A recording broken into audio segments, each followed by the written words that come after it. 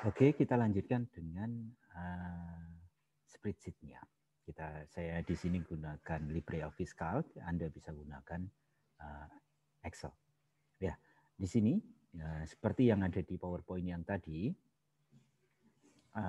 ada nomor, nama, gaji pokok, hari, jenis hari, jumlah hari, jam masuk, jam pulang, total jam, dan sampai total upah lembur. Oke. Yang pertama, gaji pokok ini yang akan digunakan untuk menghitung upah lembur per jam. Kemudian hari Senin, Selasa, dan seterusnya. Kemudian jenis hari. K itu untuk hari kerja, LK itu libur pada hari kerja biasa, LKP libur pada hari kerja pendek. Hari kerja pendek itu misalnya ya tergantung, ada yang menentukan hari Jumat atau ada yang hari Sabtu. Tapi untuk saat ini kita gunakan untuk default ini masih gunakan untuk yang hari Sabtu. Nah, kemudian jumlah hari kerja yang 5 hari kerja atau 6 hari kerja. Tapi untuk saat ini di Excel ini, di spreadsheet ini, ini belum digunakan. Jam masuk dan jam pulang. Ya, total jam itu artinya jam pulang dikurangi jam masuk. Rumusnya ini. Pengurangannya diambil jamnya, kemudian menitnya dibagi 60 ya. Bisa saja sih nanti bukan setengah tapi seperempat, tapi biasanya ada kebijakan bahwa masuk dihitung jam 7.30, 7.29 dihitung 7.30 atau sebagainya. Kemudian jam kerja wajib. Jam kerja wajib itu misalnya di sini kalau hari kerja itu 7 jam.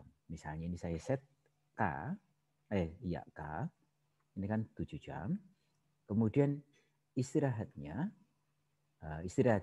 itu kalau misalnya E7 itu K, ya, E7 itu K, maka istirahatnya 1 jam. Tetapi kalau hari Jumat, biasanya karena sholat Jumat ditambah jadi 1,5 jam. Tetapi itu juga kebijakan internal perusahaan untuk saat ini seperti itu.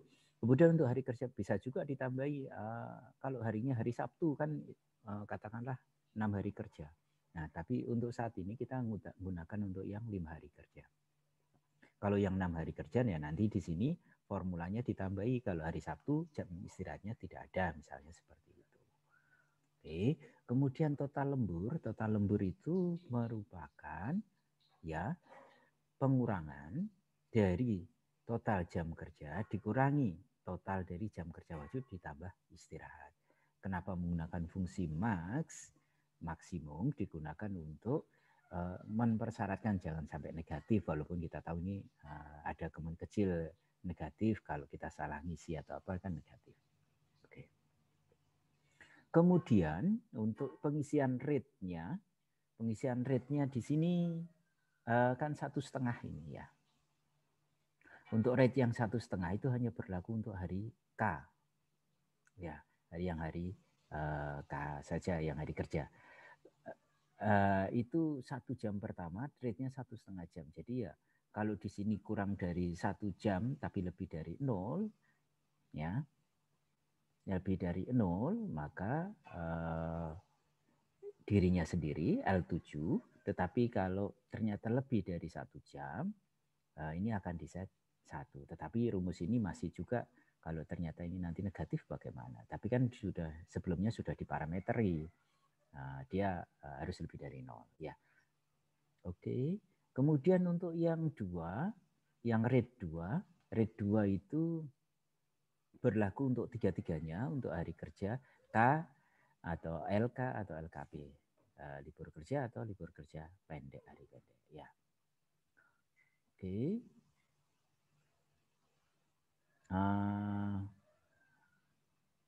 Jadi kalau yang rate 2 itu ada untuk yang K itu adalah sisa dari 1 jam, lebih dari 1 jam. Kalau ini 2,5 berarti sisanya, ya, semuanya akan masuk rate kedua kalau dia tipe jenis harinya itu K. Tetapi kalau tidak, maka kalau dia LK, libur kerja, maka minimum diambil 8 jam, maksimal 8 jam kalau dia hari kerjanya 5 hari kerja ya. Karena kita gunakan yang dini 5 hari kerja ya ini 8. Tetapi kalau ini ada apakah 5 atau 6 ya tinggal kita nambahkan if di sini. Kalau 5 hari berarti 8, kalau 6 hari berarti 7. Sedangkan untuk LKP, libur kerja pendek, maka ini diambil 5 jamnya. Gitu. Kalau yang rate 1 dan rate 2 sudah beres, rate 3-nya sebenarnya gampang, tinggal mengurangkan total lembur dari jumlah ini. Itu pun berlaku untuk yang LK maupun LKP. Kalau yang di luar itu K berarti dianggap 0.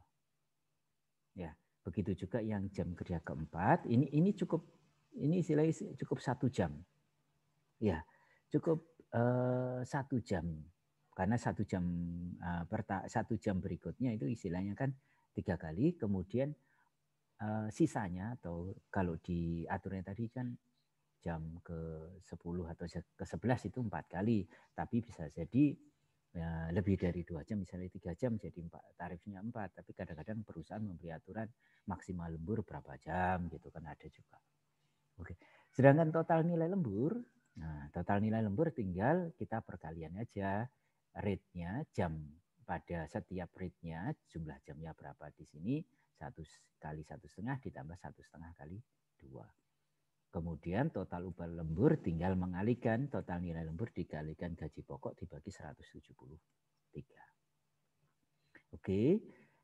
Nah, untuk yang di sini ini sudah pengalinya rate-nya itu seperti ini M6 sudah dikunci dengan menggunakan dollar sign.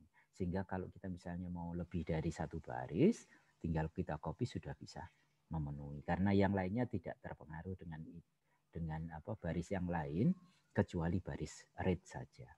Misalnya ini Ira nomor 2, katakanlah ini dia 5 juta misalnya. Itu maka di sini katakanlah dia pulangnya jam 17. Nah, hasilnya seperti ini. Total upah lembur yang di ini adalah total lembur yang dibayarkan. Artinya kadang-kadang butuh tampilan dia menampilkan berapa sih total yang harus dikeluarkan untuk dibayarkan ke pekerja.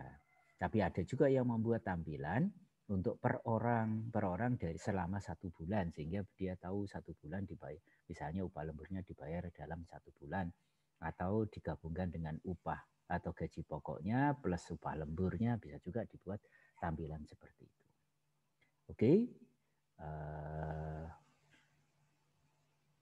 saya perlihatkan formula-formulanya masing-masing yang seperti ini. Kemudian jam kerja itu juga bisa dimodif sesuai dengan ini. Yang jelas kalau ini kan kebetulan untuk yang 6 hari kerja, 5 hari kerja. Jam istirahatnya juga misalnya kalau hari Sabtu tidak ada istirahat misalnya kayak gitu.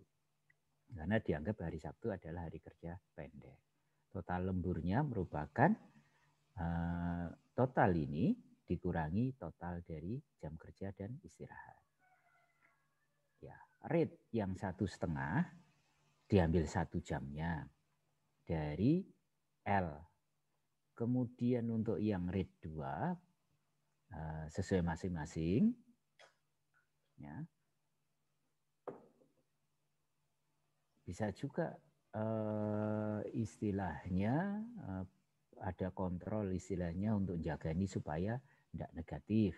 Kemudian untuk yang ketiga formulasinya ini untuk ngecek, mungkin di PowerPoint-nya hanya max saja, tetapi ini untuk ngecek bahwa ini hanya berlaku untuk LK dan LKP. Kalau tidak LK atau LKP maka diisi dengan 0. Begitu juga untuk yang rate 4. Untuk total nilai lemburnya seperti ini perkaliannya. Begitu juga untuk total upah lembur. Sedangkan total upah lembur yang harus dibayarkan tinggal di sum dari atas ke bawah. Kalau misalnya ini data 1 harian dan harian bisa aja seperti itu. Oke, semoga bermanfaat. Terima kasih. Assalamualaikum warahmatullahi wabarakatuh.